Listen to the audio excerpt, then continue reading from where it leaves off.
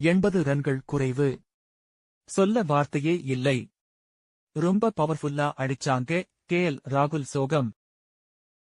ஐதராபாத் அணிக்கு எதிரான போட்டியில் அடைந்த தோல்வி குறித்து லக்னோ அணி கேப்டன் ராகுல் கருத்து தெரிவித்துள்ளார்.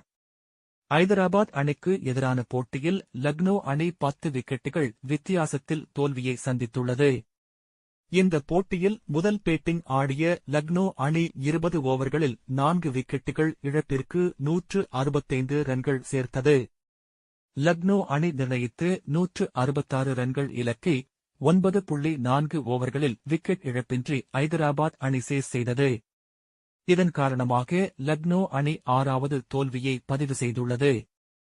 அது மட்டுமல்லாமல் பிளே ஆஃப் சுற்றுக்கு முன்னேற வேண்டுமென்றால் லக்னோ அணி அடுத்த 2 போட்டிகளில் வெல்ல வேண்டிய கட்டாயம் ஏற்பட்டுள்ளது. ஏற்கனவே நெட் ரன் ரேட் மோசமாக அடி வாங்கியுள்ள நிலையில் லக்னோ அணி மீண்டெழுவது கடினமான ஒன்றாக பார்க்கப்படுகிறது. இந்த தோல்வி குறித்து லக்னோ அணியின் கேப்டன் ராகுல் பேசுகையில், சொல்வதற்கு எந்த வார்த்தைகளும் இல்லை. இதுபோன்ற பேட்டிங்கை டிவியில் பார்த்திருக்கிறேன். நிச்சயம் இது அசாத்தியமான பேட்டிங் என்றுதான் சொல்ல வேண்டும். அவர்கள் இருவரும் அடித்த அத்தனை ஷாட்களும் மிடில் பேட்டில் அடித்து பறக்கியது.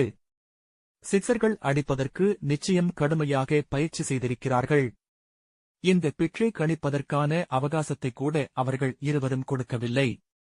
இரண்டாவது பேட்டிங்கின் போது பிட்ச் எப்படி இருந்தது என்று யோசிப்பதற்கு முன்பே ஆட்டம் முடிந்துவிட்டது. முதல் பந்தில் இருந்தே அடிக்கத் தொடங்கியதால் அவர்களை தடுப்பது எளிதாக இல்லை. தோல்வியடையும் போது சில முடிவுகள் குறித்த கேள்விகள் நிச்சயம் எழும்.